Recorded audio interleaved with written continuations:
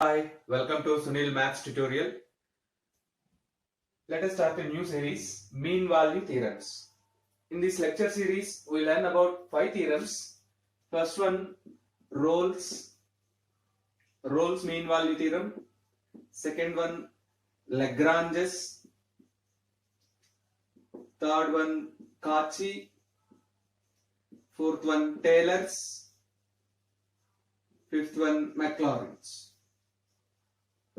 So we learn about 5 theorems: Rolle's, Lagrange's, Cauchy's, Taylor's and Maclaurin's mean value theorems, and the problems depends upon these theorems.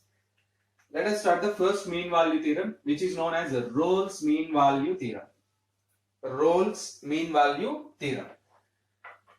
The statement of Rolle's mean value theorem is: let f maps closed interval a comma b into capital R be a function such that satisfying 3 conditions.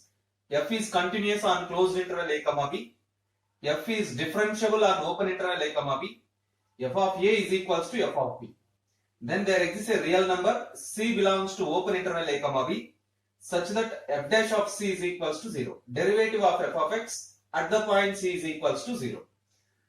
This is the statement of Rolle's theorem or Rolle's mean value theorem. Rolle's theorem or Rolle's mean value theorem.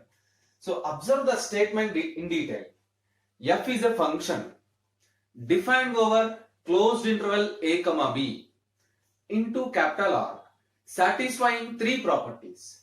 F is continuous on closed interval a comma b.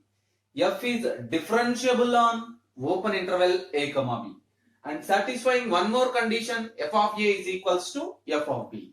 Then there must be a real number c that belongs to the open interval a comma b, satisfying the condition f dash of c is equals to 0. F dash of c is equals to 0. Let us prove this theorem now.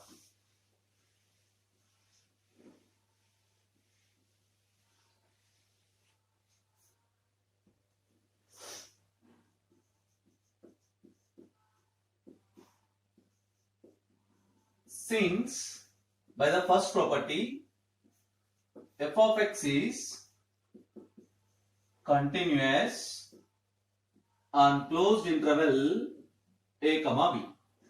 Since f of x is continuous on closed interval a comma b, we know that every continuous function is bounded. Every continuous function is bounded. So which implies as f of x is bounded on closed interval a comma b. F of x is bounded on closed interval a comma b means the function f of x has infimum, which is also known as GLB, greatest to lower bound, and supremum, which is also known as LUB, least upper bound. F of x is bounded on closed interval a comma b means the function f of x has infimum and supremum on closed interval a comma b. F is continuous. Every continuous function is bounded. Every bounded function must contains infimum and supremum, particularly on closed interval a comma b. So right. If capital M and small m are supremum and infimum of f of x on closed interval a comma b, that is supremum of f of x is equals to capital M, infimum of f of x is equals to small m. You observe that f of x has infimum and supremum. It means we define 2 numbers, capital M and small m, that are supremum and infimum of f of x. That is, supremum of f of x is equals to m, infimum of f of x is equals to small m. Then there exists 2 numbers. C comma d belongs to closed interval a comma b such that then there exists 2 numbers c comma d belongs to closed interval a comma b such that f of c is equals to capital M f of d is equals to small m. F of c is equals to capital M and f of d is equals to small m. Observe that every sentence or every point depends upon its previous point. F is continuous. Every continuous function is bounded. So f is bounded. Every bounded function has infimum and supremum. Therefore f of x has infimum and supremum. Let us name the supremum as m and infimum as small m. F of x, supremum of f of x is equals to capital M, infimum of f of x is equals to small m. Then there must be two real numbers c, d that belongs to closed interval a, b satisfying the conditions f of c is equals to m and f of d is equals to small m.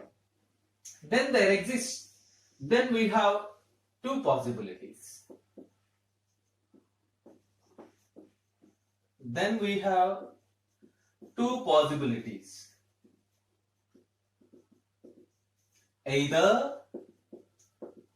Either m is equals to small m or capital M not equals to small m. Then we have two possibilities for supremum and infimum. Either capital M is equals to small m or capital M not equals to small m. Because of capital M and small m are infimum and supremum, maybe they are equivalent or not equals to one another. Let us solve in both the cases. Case 1, let capital M is equals to small m. What it means? Capital M is equals to small m means f of x is equals to capital M. It is equals to small m for all x belongs to closed interval a, b. This condition shows us f of x is a constant function. F of x is a constant function. F of x is a constant function means the derivative of constant function is 0. Which implies f dash of x is equals to 0. Because derivative of constant function is 0. F dash of x is equals to 0 means in particular f dash of c is equals to 0 for some c belongs to open interval a, b. F of x is equals to capital M is equals to small m because of m is equals to m. This means f of x is a constant function. The derivative of constant function is 0. F dash of x is equals to 0 for all x belongs to closed interval a, b. In particular, f dash of c is equals to 0 for some c belongs to open interval a, b. That is the required point also. You have to prove that same thing. F dash of c is equals to 0.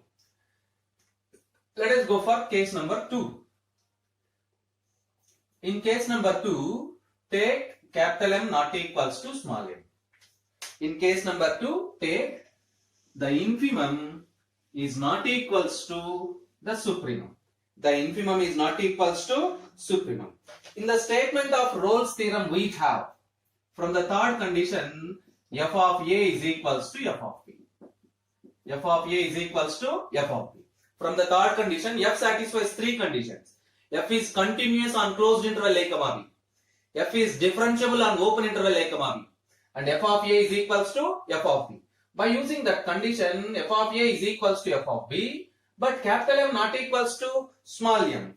Hence, at least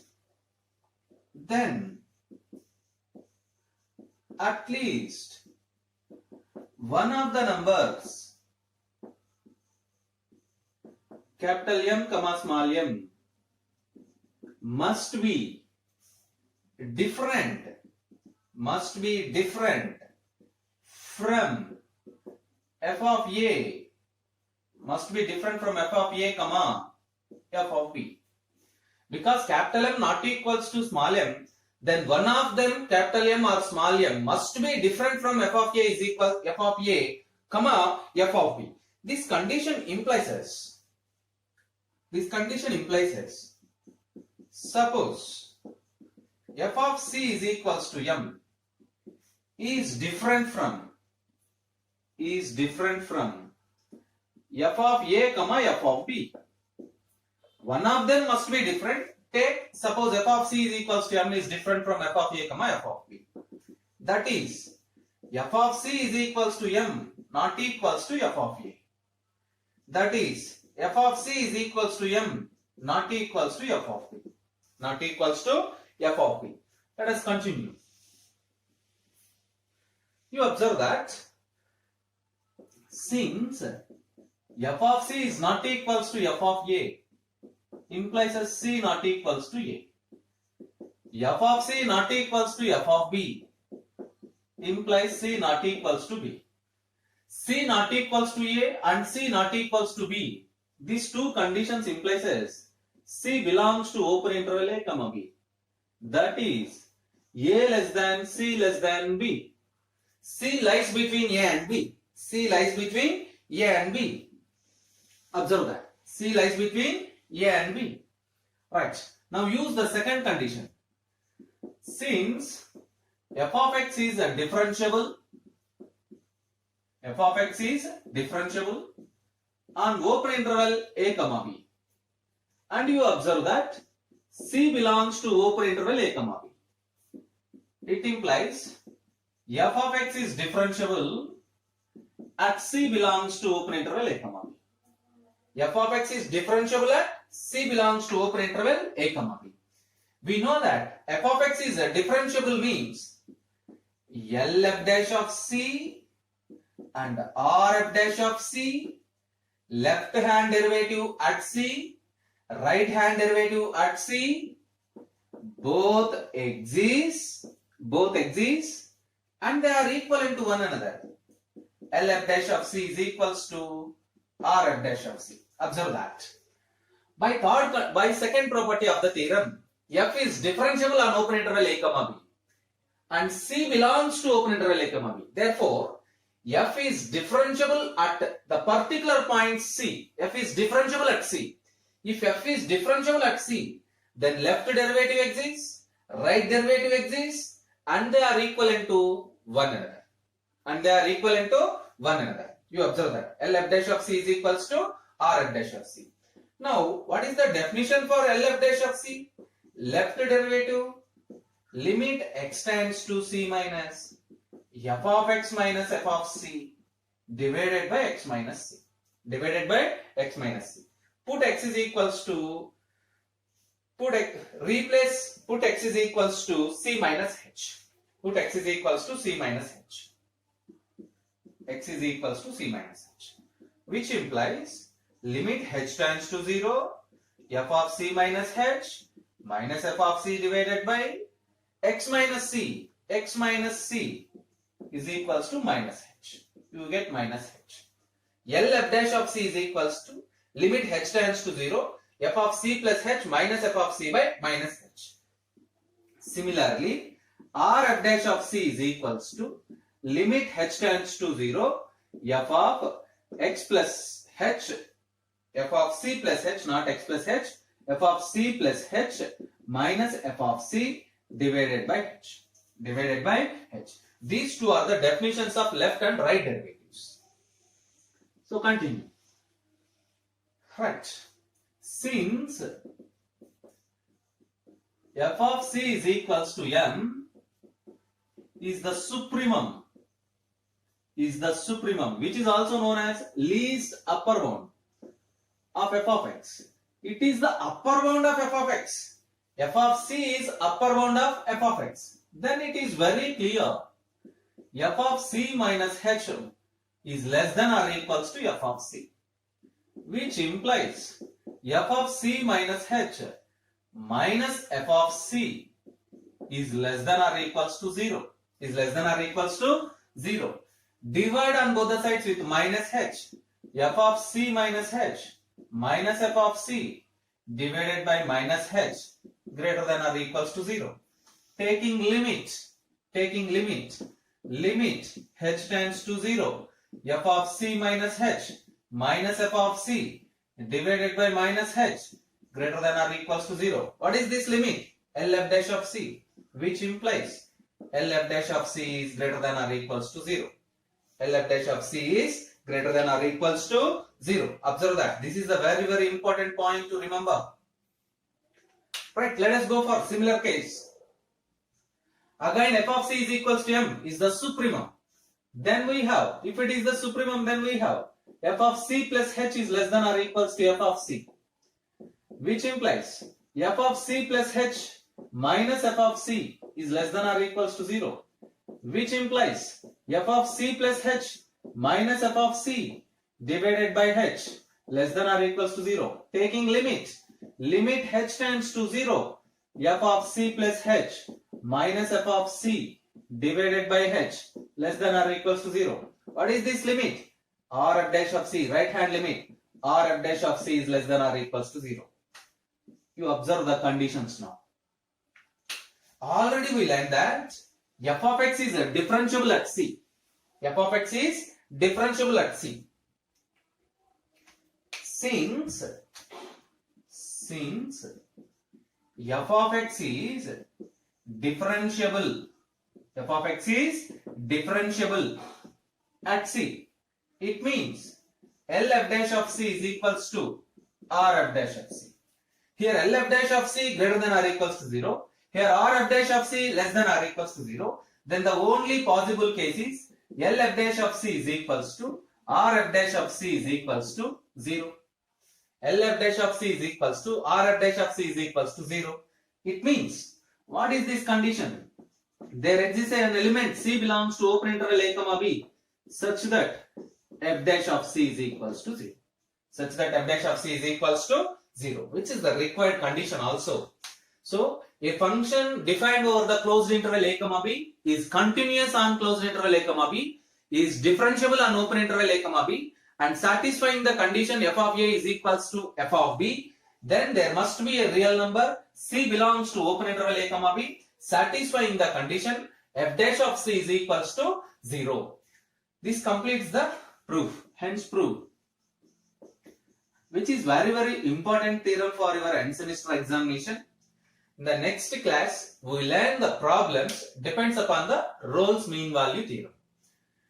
You observe that in this mean value series, we learn 5 theorems: Rolle's, Lagrange's, Cauchy's, Taylor's and Maclaurin's, and the problems depends upon it. Utilize the opportunity and learn the theorem, practice the problems, keep learning. Wish you all the best.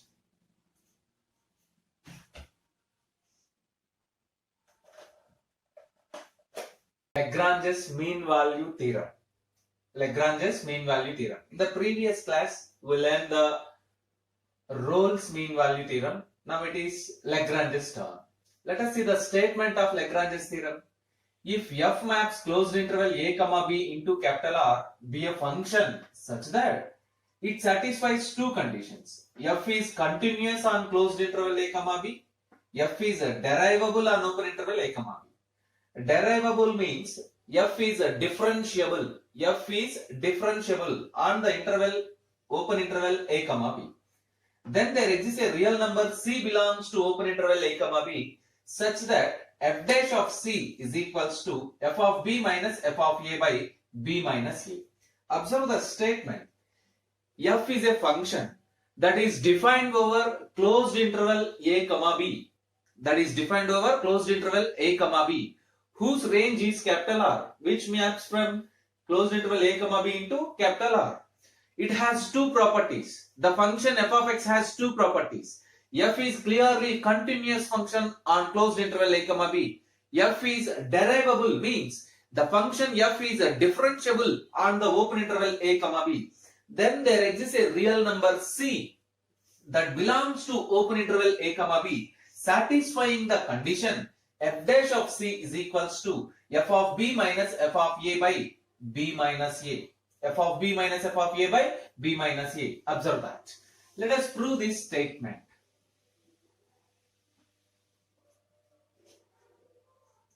Proof of Lagrange's mean value theorem. To prove this theorem, define a function.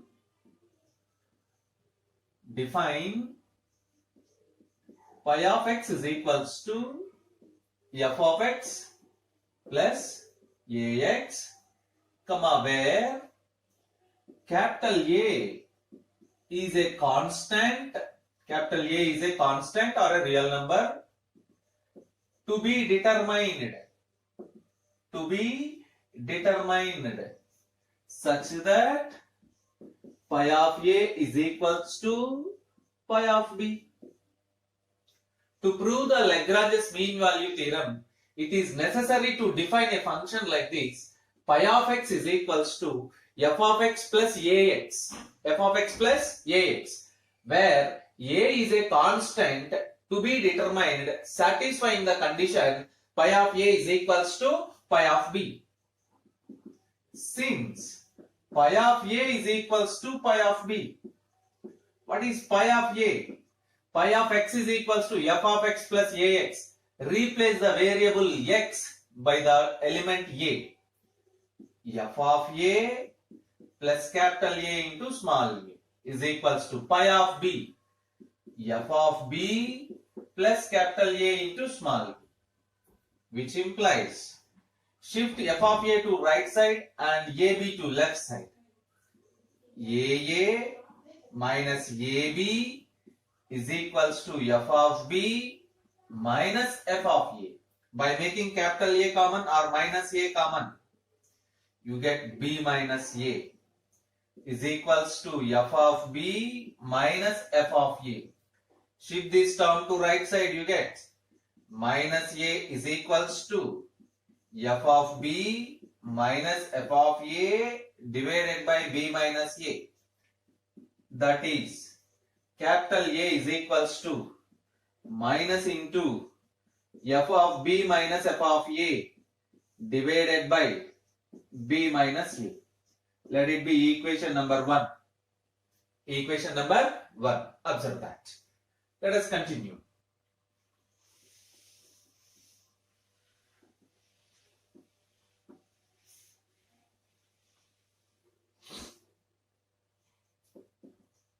Since f of x is continuous,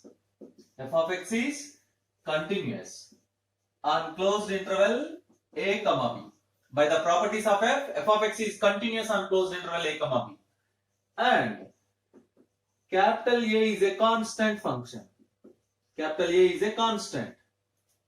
Then pi of x is equals to f of x plus ax is also continuous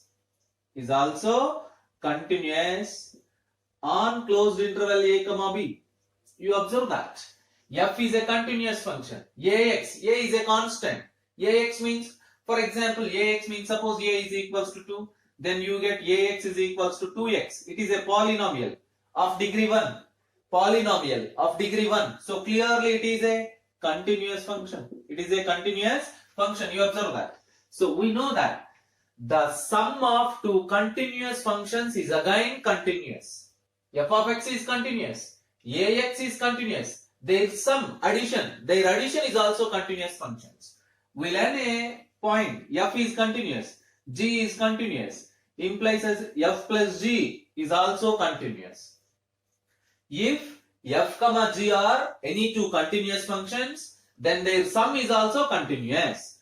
By using that fact, f of x is continuous, capital A is constant, every constant function is continuous, f of x plus ax is also continuous on closed interval a comma b. Again since f of x is derivable on open interval a comma b. Derivable means it is differentiable on open interval a comma b, and a is constant. Then, as previous point, pi of x is equals to f of x plus ax is also derivable on open interval a comma b. Also we define that pi of a is equals to pi of b. Also we have pi of a is equals to pi of b. Now you observe that pi of x is continuous on closed interval a comma b. Pi of x is derivable on open interval a comma b, pi of a is equals to pi of b. Pi of x is continuous on open closed interval a comma b. Pi of x is derivable on open interval a comma b. Pi of a is equals to pi of b. Therefore, pi of x satisfies all the properties of Rolle's mean value theorem. Pi of x satisfies all the properties of Rolle's mean value theorem. That is, pi of x is continuous, pi of x is derivable, pi of a is equals to pi of b. Then by using the same Rolle's theorem, there exists a constant c belongs to open interval a comma b such that pi dash of c is equals to 0. This point from Rolle's mean value theorem. There exists a constant c belongs to open interval a comma b such that pi dash of c is equals to 0. Since pi of x is equals to f of x plus ax, let us find pi dash of x. Pi dash of x means derivative, first derivative, which is equals to f dash of x, where a is constant. So derivative of x is a, which implies by the condition pi dash of c is equals to 0. What is pi dash of c? Pi dash of c is equals to f dash of c plus a. Pi dash of c is equals to f dash of c plus a. Pi dash of c is equals to 0 means, here we have pi dash of c is equals to 0 means f dash of c plus a is equals to 0. F dash of c plus a is equals to 0. Let's continue. F dash of c plus a is equals to 0, which implies as f dash of c is equals to minus a. F dash of c is equals to minus a. Now use equation number 1 here.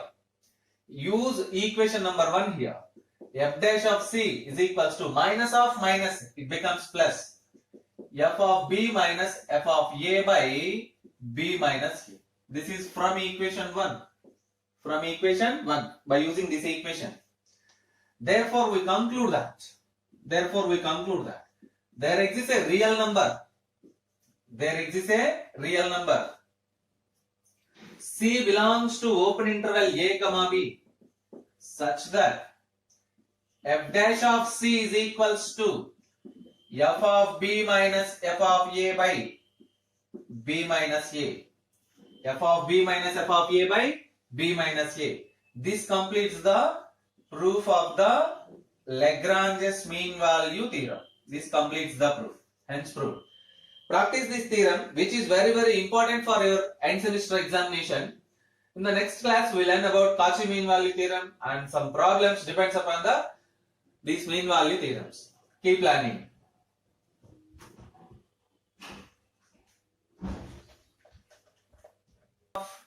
Cauchy mean value theorem.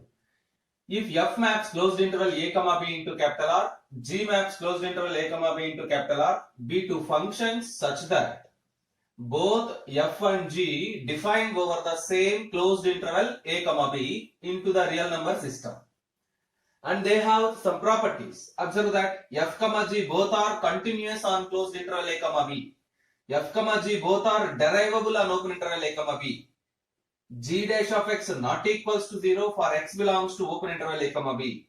Then there exists a real number c belongs to open interval a comma b such that f of b minus f of a by g of b minus g of a is equals to f dash of c by g dash of c. Observe the statement. The difference between Lagrange's mean value theorem and Cauchy mean value theorem. In case of Lagrange's mean value theorem, there is only one function f maps closed interval a comma b into capital R.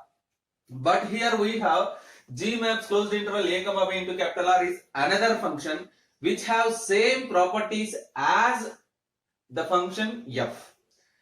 If you define g is an identity function like this, g of x is equals to x.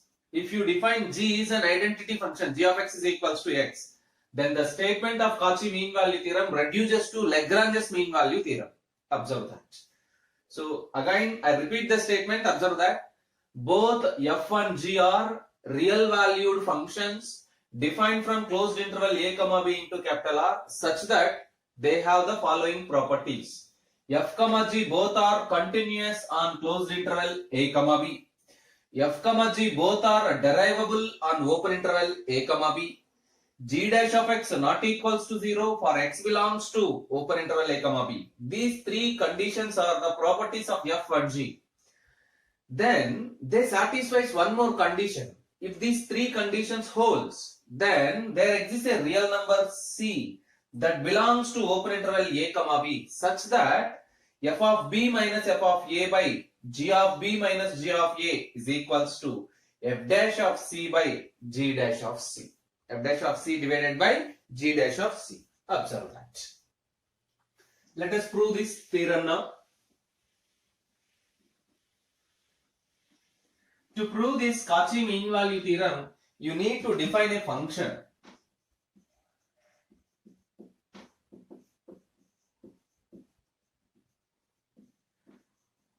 Define a function phi of x on closed interval a comma b as phi of x is equals to f of x plus capital A into g of x, comma, where capital A is a constant, capital A is a constant to be determined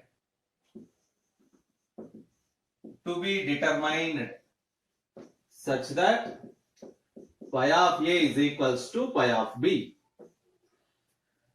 You observe the difference between Lagrange's and Cauchy's. Here, in terms of g of x, we have x in case of Lagrange's mean value theorem.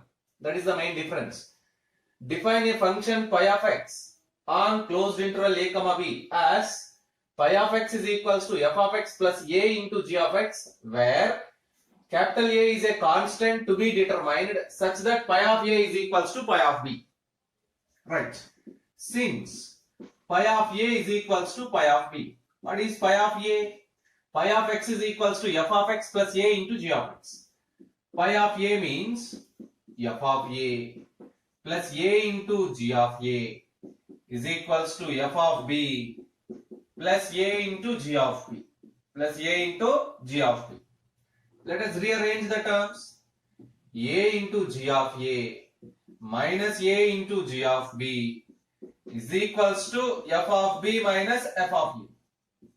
We shift this f of a into right side, so we get minus f of a. We get minus f of a. So by making capital A or minus capital A common, we get g of b minus g of a, g of b minus g of a is equals to f of b minus f of a. You need to find capital A. Capital A is equals to minus of f of b minus f of a divided by g of b minus g of a. G of b minus g of a. Let it be equation number 1. You observe that in the denominator g of b minus g of a, it is very clear g of b minus g of a not equals to 0. It is very clear the denominator is not equals to 0. What happens if it is equals to 0? If g of b minus g of a is equals to 0, then it implies as g of b is equals to g of a. Already we defined that g is a continuous function on closed interval a comma b. G is derivable on open interval a comma b. Now g of a is equals to g of b. It means G satisfies all the properties of Rolle's theorem. G satisfies all the properties of Rolle's theorem.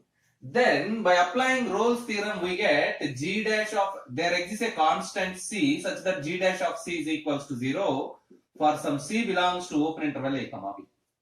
By using Rolle's theorem, G dash of C becomes 0.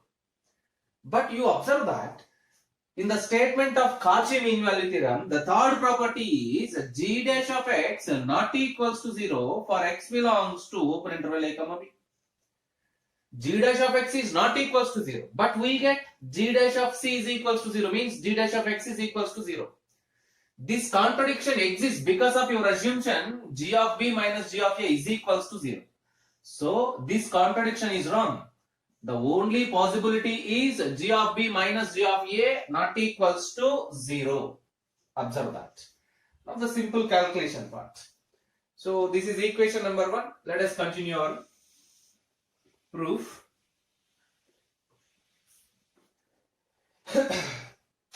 Since both f of x comma g of x are continuous on closed interval a comma b, and capital A is a constant. Capital A is a constant. F of x, g of x both are continuous and capital A is a constant. Then it is very trivial. F of x plus A into g of x is also continuous. On closed interval a comma b. We know that the sum of two continuous functions is continuous. Therefore, f of x plus a into g of x is also continuous on closed interval a comma b, which implies as phi of x is continuous on closed interval a comma b. Phi of x is continuous on closed interval a comma b. So right. Again since f of x comma g of x are derivable on open interval a comma b. Derivable means they are differentiable on open interval a comma b. Which implies f of x plus a into g of x is also derivable on open interval a comma b. What it means? Phi of x is derivable on open interval a comma b. Also, we define the function as phi of a is equals to phi of b. By the definition of phi. Now you observe that phi of x is continuous on closed interval a comma b. Phi of x is derivable on open interval a comma b. Phi of a is equals to phi of b. This is the first property of Rolle's theorem, second property of Rolle's theorem, third property of Rolle's theorem. By applying these three conditions of Rolle's theorem means phi of x satisfies all the properties of Rolle's theorem, Rolle's mean value theorem. So if phi of x satisfies all the properties of Rolle's mean value theorem, then we conclude that there exists a real number c belongs to open interval a comma b such that pi dash of c is equals to 0. By applying Rolle's mean value theorem, pi dash of c becomes 0. What is pi of x here? Since phi of x is equals to f of x plus a into g of x. What is pi dash of x? Derivative. Pi dash of x means derivative of phi of x, f dash of x plus a into g dash of x. What is pi dash of c? Pi dash of c means f dash of c plus a into g dash of c. You observe that pi dash of c is equals to 0. This value is 0. This equation implies as 0 is equals to f dash of c plus a into g dash of c. From this calculation, what is a? A is equals to minus f dash of c divided by g dash of c. Let it be equation number 2. Now combining equations 1 and 2. Already we proved that equation 1 capital A is equals to f of b minus into f of. Already we proved that capital A is equals to minus into f of b minus f of a divided by g of b minus g of a. This is known as equation number 1. Yes. Now combining equation 1 and 2. combining equations 1 and 2 we get. Combining equations 1 and 2 we get f of b minus f of a divided by g of b. Yes, combining equations 1 and 2 we get there exists a constant, there exists a real number c belongs to open interval a comma b such that f of b minus f of a divided by g of b minus g of a is equals to f dash of c divided by g dash of c. This completes the proof of the theorem. You observe that this completes the proof of the theorem. Yes, which is very important theorem for your end semester examination. This is important for different competitive examinations also. So practice the theorem. In the next class we solve some problems depends upon these theorems and a Taylor's theorem also.